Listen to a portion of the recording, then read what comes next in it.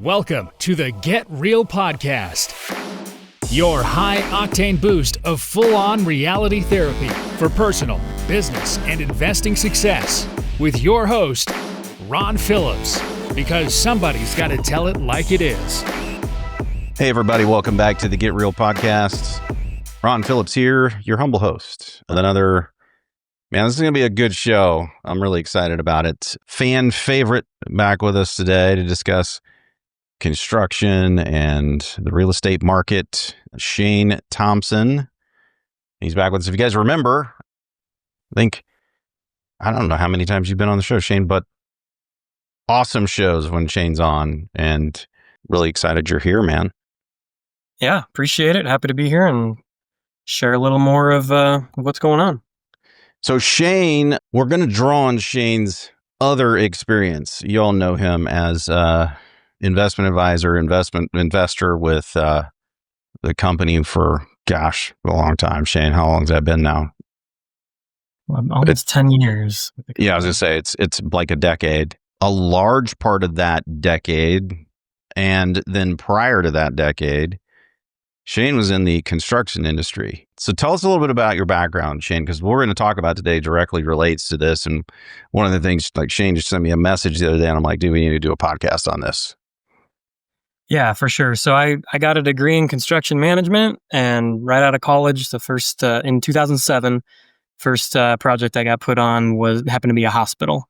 So, and I went on the superintendent side of things. I really enjoyed being on site and seeing everything come together. But so I worked the whole 16 years of my career. I did get out of it 2 years ago, so now I am full-time doing the real estate thing. But yeah, for 16 years, I was a superintendent and on hospitals and clinics pretty much the whole time. We moved around a lot. I was in 7 different states, small projects and very large projects. Some of those projects over 300 workers on site every day. So a pretty big view of what was going on in the construction world. And yeah. One of the only type of projects you could still continue in 2007 and 2008 would have been a hospital or government facility. Basically, the only two that could have possibly continued. All construction of everything else pretty much stopped during that time. So, well, let's talk a little bit about construction and today. And since you kind of saw the aftermath of, this crazy construction that we had prior to like, 2004 to 2007, we had in the residential market, at least, we had this massive amount of construction, and in several different markets across the country, a huge bloat of inventory. And then right after that, you started in construction. So walk us through how it's been for the last 15 years, and then kind of the epiphany you had the other day as you started to think about it and do some research.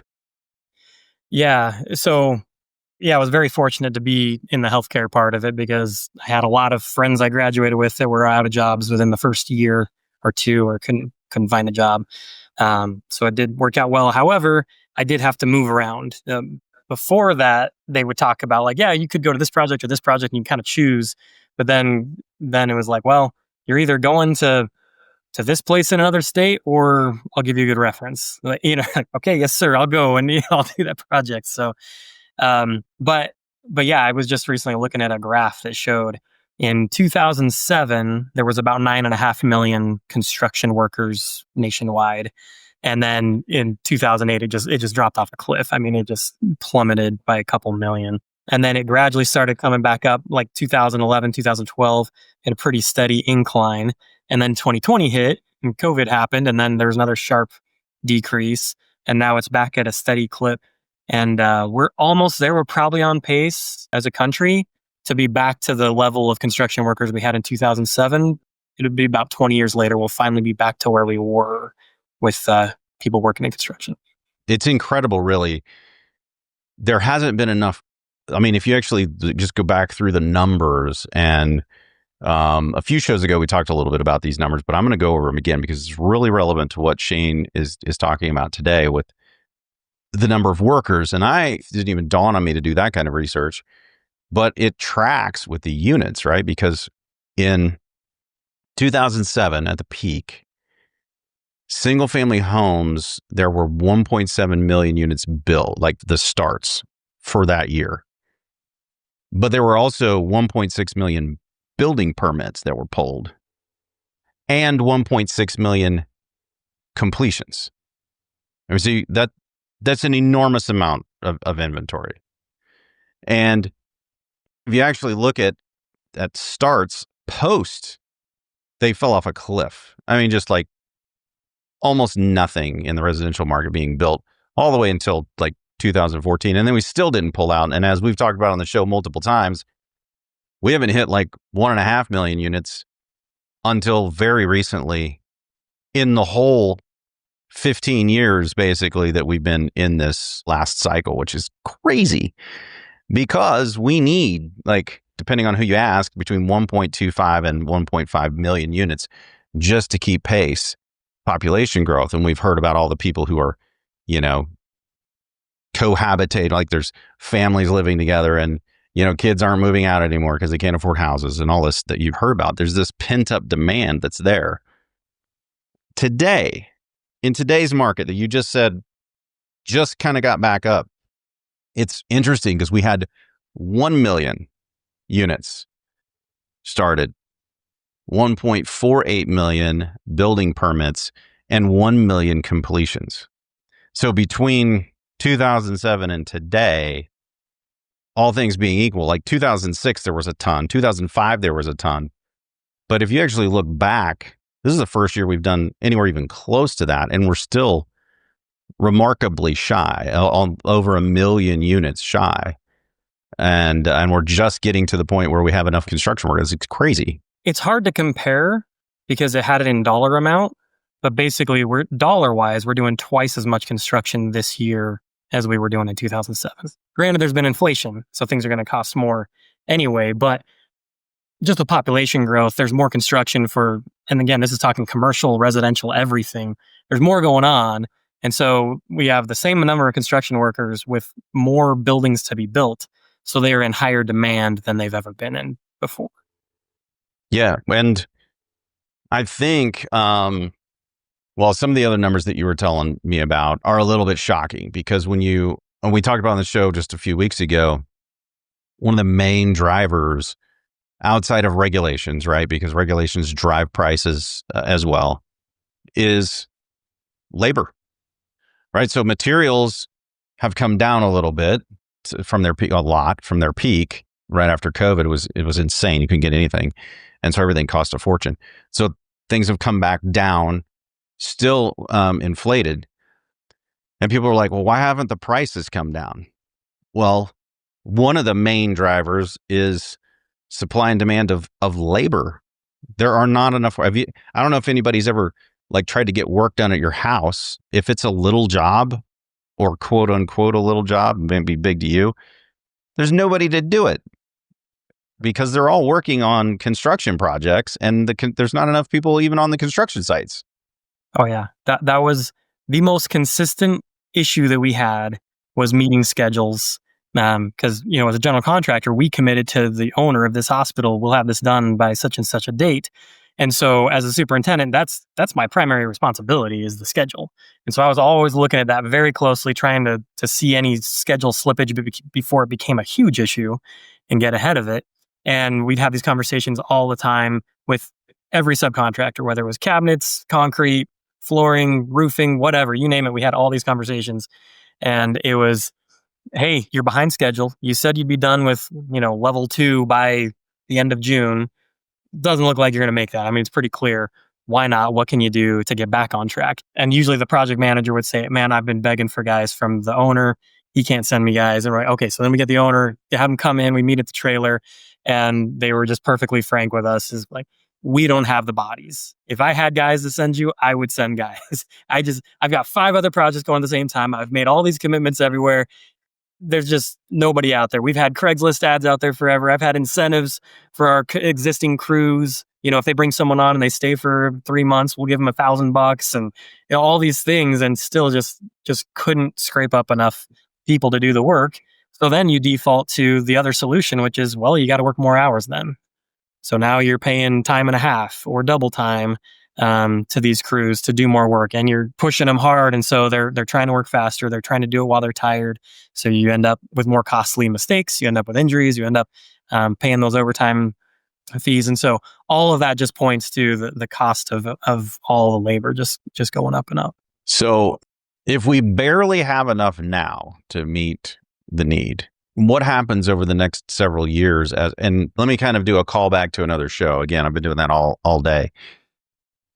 But we talked about this pent up demand, and if interest rates drop 0.5%, how many millions of people can afford to enter the market again, which creates an enormous amount of demand where we still don't have enough supply to meet the demand. Now, you'll hear that there's 500,000 homes on the market, more than we've had in years and everything else. Okay, that's true. However, those are isolated in a handful of markets, and it's just now becoming a normal market, not a buyer's market. And what happens if the interest rates do come down 0.5%? Then that's not enough inventory all of a sudden. It's a really low inventory. Now let's throw in what you know, Shane, about what's happening in the workforce to put another monkey wrench in what happens, even if something like that doesn't happen, but then exacerbated by the fact that may happen over the next year. Yeah. So it was several years ago. One of our full-time safety supervisors was explaining to me that they've seen a spike in back injuries on the job sites, and he was concerned about that. And I was asking, what's the trend? What's going on there? And he said, look around. There are not as many young guys going into construction as there used to be. And obviously construction is hard work. It's physically demanding. There's heavy equipment and material all over the place and needs moved every day. And if you don't have these guys in their 20s to move that stack of 50 sheets of sheetrock that got put in the wrong room to move it down the hall, you end up with guys that are older doing it, and they're more likely to tweak their back or various other injuries. And so after he mentioned that, I started looking at that and I was like, man, he is absolutely right. There are just not many young people coming into the trades anymore. And I hadn't heard anything about this in the last 2 years since I left the industry. And so I started looking into it online saying, did this correct itself or what? And I just haven't heard about it because I haven't been in construction trailers recently, but it's very much alive, still a huge issue. And what really stood out to me was one statistic from the National Center for Construction Education and Research. So they estimated that 41% of the construction workforce will retire by 2031. That's an astronomical number. So how many is that per year? The 41% of the current workforce is about 3.25 million workers. So between now and 2031, 2030, that's about 400,000 to 500,000 a year. Yeah. And we're already that short about that many right now without taking into account anyone retiring. Yeah, job openings are 663.5 right now, and not taking into consideration this churn over the next many years. We're short. There's that many job openings annually right now. And like you said, there's just very few people who are willing to take the jobs. I can't remember I think it was Mr. Wonderfully that I heard say, if you want to be a millionaire, go into the trades. You can name your price. Nobody is going into the trades.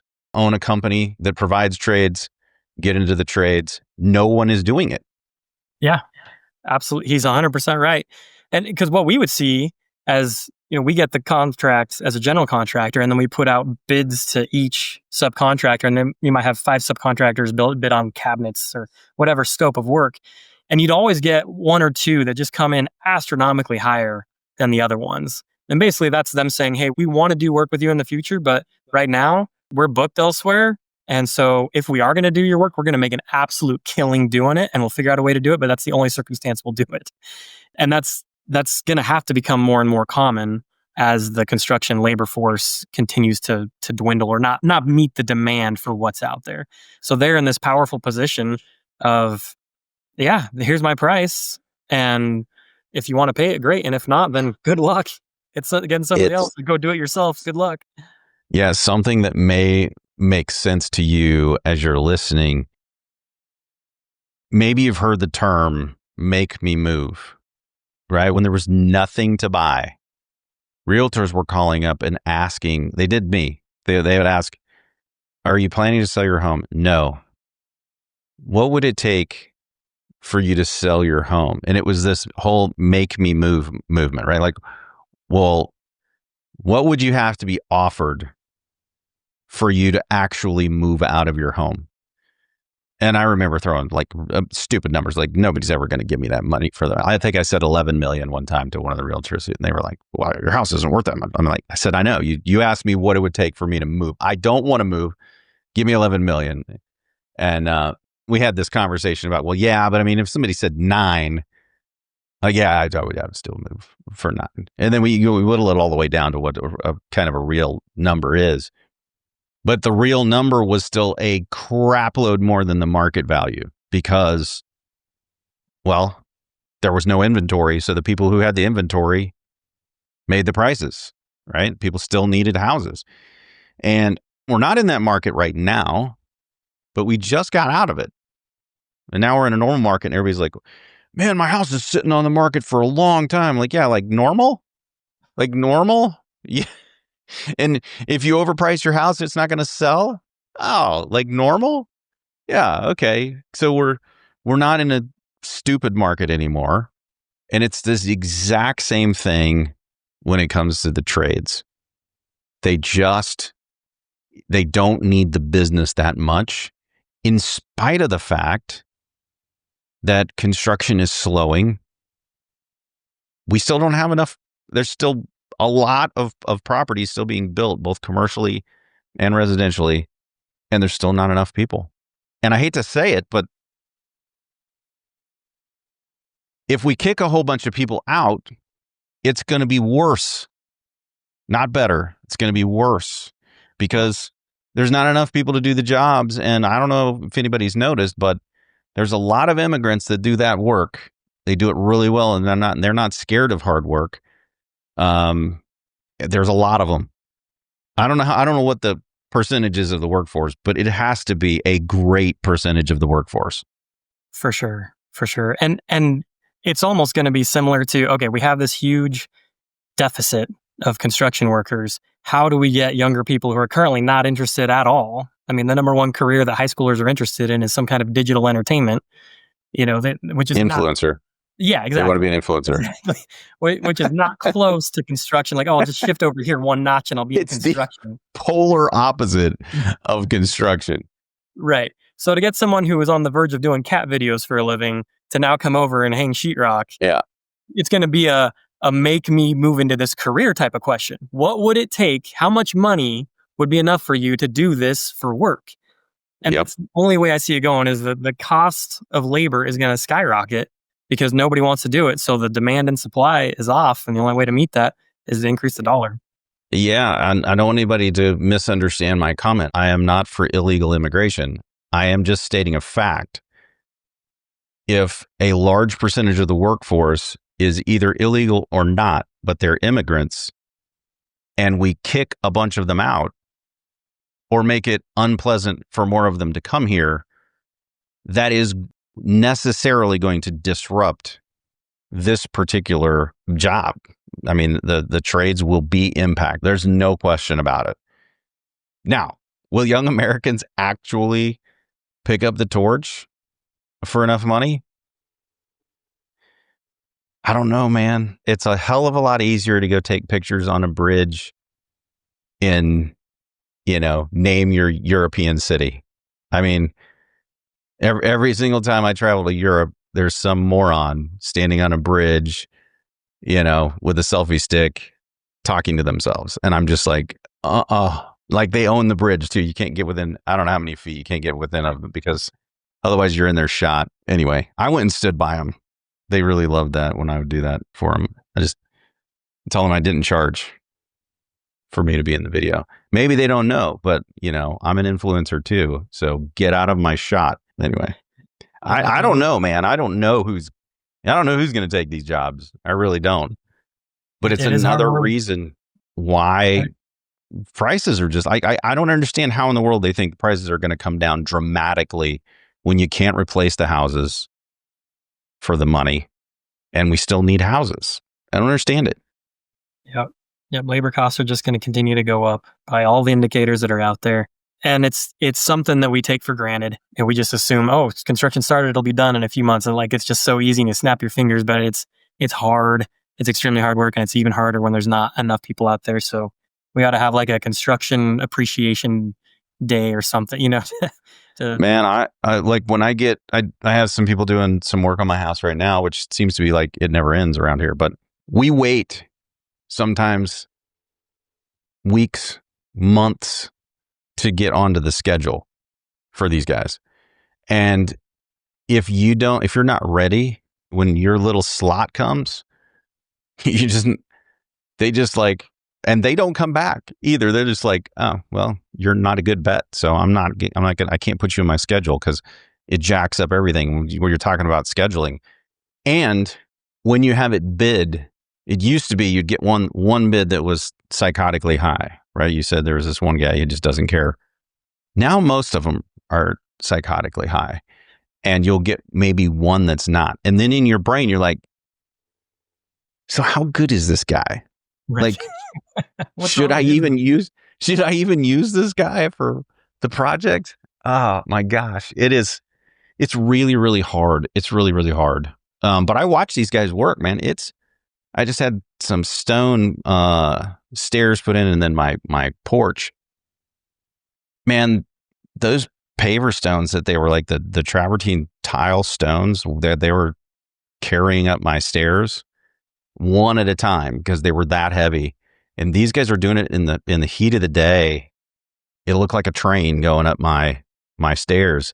I don't know if I see a whole bunch of people signing up to do that job. Now, they made great money. I mean, I paid them a lot of money to do that. But man, construction is tough. I'll never forget the first time I was introduced to roofing. I vowed I would never do that again in my life. It was July in Missouri. Never again. I said, I'm never doing that again.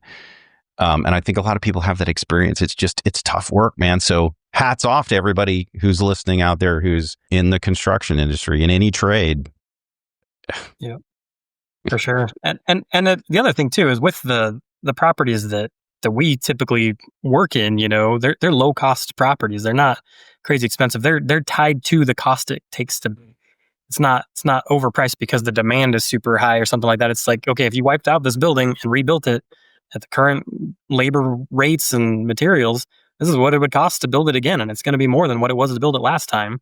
And that's part of the appraisals is the construction cost to build. And yeah, that's a great point, because I remember back after the crash, I was saying the same thing about land and how much money is put into the infrastructure of land, which people don't even think about anymore these days. But the development cost, those trades are just as valuable, if not more. And creating a buildable subdivision or, whatever it is, those trades we don't even really talk about, but are equally as necessary, equally as important, and in a lot of cases are more technical. They take a lot more on the job training than, what we were just talking about, like carrying tiles and doing the physical labor. There's a lot that goes into making your house or your investment property. And the thing I would add to what you said, Shane, is that it used to be a few years ago, you could buy properties and it was like, 1-to-1. But some of the renovated properties that we sell are not 1-to-1 price to rebuild. You literally can't replace it for what it costs. You can't. And because of that, and because I don't think that the prices of construction and, providing housing is going to go down necessarily, buying these properties that are actually, everybody talks about affordable housing, but are actually affordable. They're not, if you can't replace it with new construction, then it's a dying subset of our housing out there that's actually affordable. And until the government steps in and makes it so that builders can actually build affordable properties again, I'm not saying that the government should come and should step in and solve the problem, because the government just creates more problems when it does that. What I'm saying is that the government should get the hell out of the way with all of their regulations so that builders, and I'm going to have a builder on. Shane, I just decided I'm going to have a builder on, and I'm going to have him explain what this means, because I think everybody knows in California there's crazy, regulations. We all hear about them all the time on TV. So everybody knows that. But what about in the Midwest? Like, what's actually happening there? And does anybody really know what's happening in these city councils that are affecting the price point of your homes? I don't know that you do. And it's about time you get a little bit bent about it and start attending some of these city council meetings and letting them know this isn't what we want here, because it makes it impossible for builders to build properties that people can afford. That's why there's so many houses that are so expensive. Yeah, you're absolutely right. There's a lot that happens way early on that increases the prices as well. And something you said in there reminded me that, so one of the properties that I had last year, I reached out to an agent about possibly selling it, and bought it through RP Capital about 6 years ago, and reached out again this year. And I was surprised how much the price had gone up. She said the values have gone up 16% in just the last year alone, because of exactly what you explained. The entry level housing, there's so much competition for it that the spike is gone. I'm telling you, and wait. I've been saying this now for ever since the interest rates went up. Nobody knows if they're going to come down or when that's going to happen. But if that does happen, I don't even know what's going to happen. The run on real estate in the affordable band will be unlike anything we've seen. And that's because if you think back to COVID, after COVID, there was a run on real estate, a run on properties, but that's different. The interest rates were still really low. There was a run on property because there was a pent-up demand and people had been in their houses forever and they wanted to get out and buy some property. But they hadn't been stymied by interest rates. Like people can't afford right now. And so they're living with somebody else that they would choose in any other situation. They wouldn't be living with them, right? And you take that, Shane, and you lower the interest rates 0.5 point and tell me people who aren't just like waiting for the interest rates to come down just a little bit so I can afford. Oh, yeah. Tons of that. So what you just said about the affordable band and how much it's going to go up, everybody will be bidding on houses again. I mean, that's what's going to happen. Now, could we flatline? Yeah. Until that happens, we probably will flatline a little bit. But are we going to see 2007, 2008 again? Man, I don't see the data that supports that. I just don't see it. Yeah. I as I was doing all this research, I Googled that. Are construction costs expected to go down? And no, that basically Google laughed at me. It was just that there was nothing. ChatGPT actually would have laughed at you. The little voice would have come on and gone, and whatever voice you programmed in there would have just cackled at you. Right. Yeah, sure. Yeah, right.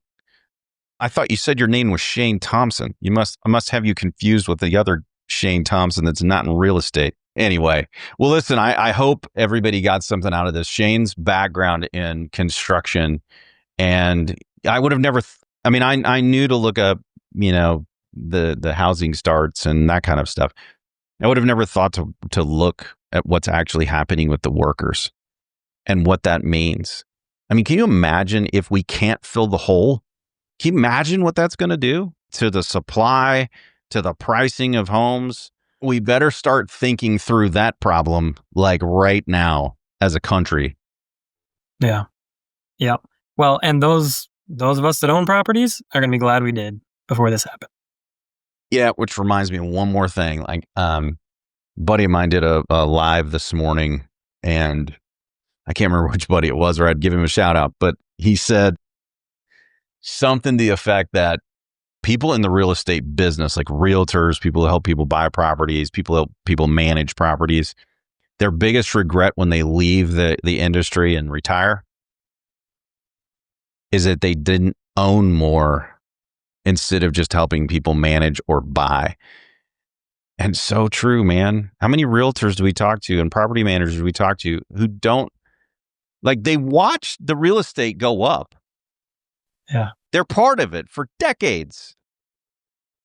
And they don't buy it, Shane. I mean, you talk to them all the time. Like, I don't understand. There's a disconnect. It's I'll do it later. And later never comes. It's so easy to sell. And I have said on this program many, many times, one of my biggest regrets is not keeping literally every single property that I sold to all of my clients, including you, Shane, from back in the day. I mean, after the crash, properties were basically free. Actually, I'll say they were paying people to take them. And I would mark them up and sell them to guys like you, Shane. And I should have kept every stinking one of them. I should have gone and raised money and kept them all. It is one of my regrets. I believe I will never in my lifetime see anything like that again. Yeah. And so it was a huge swing and a miss. And I thought I was killing it, man. We were selling these houses for so much money over what we paid for them. And it pales in comparison. Let me just give you an example. You bought one of the Florida properties, right? Did you buy one way back in the day? First one I ever bought was 2011 Florida duplex. And what'd you pay for that duplex? $87,000. Oh my gosh. See, that hurts my feelings. I'm so happy for you. And the appraisal came in at like 85 and a half. I just, so guys, this is. The seller said, I'm not paying that extra $1,500. You need to pay it. And I thought I was getting screwed. I thought I was getting ripped off. I lost sleep over that. Like, this $1,500. And then I bought it. Oh. Did 2 refis over the years, bought more properties with it, sold it after 13 years, bought 3 more properties at that point, sold it for $430,000 after 13 years. It just, like, you could see what the value of that property was when we were buying them, because you could see the note that was getting foreclosed on. So Shane's property, we bought at a foreclosure auction. There were 200 properties a day, roughly, going to foreclosure in one county in Florida. One county. You now you have to understand that duplex, to rebuild that duplex, minimum $150,000 minimum. Shane, my pro forma had a replacement cost equity number for $180,000. I was like, that's Shane stole that property from me. Just like literally stole it. I don't even know how many of those I sold. Hundreds of them.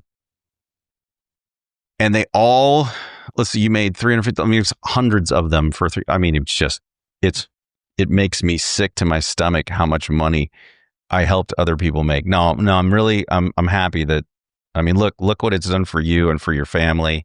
And now you're with the company. But that's what we're trying to get across to you. Like, you don't have to live through 2007 and 2008 to understand those types of numbers and what's actually happening. Look deeper into the data than what they're telling you on the news. And what you're going to find are little nuggets like Shane just brought today. There's not enough construction workers. Plugging that leak is going to be so hard to do in America without importing, what I say, there's like 3.8 million workers over the next 6 years. Anyway, folks, that's enough. We flogged the horse pretty well today. Final word, Shane? No, I think you're right. I think we flogged the horse. It's pretty clear. Buy real estate, people. That's what Shane meant to say. Buy real estate and hold on to it. And you'll be as rich as Shane one of these days. Listen, everybody, till next time, get out there and make something happen. This has been the Get Real Podcast. To subscribe and for more information, including a list of all episodes, go to getrealestatesuccess.com.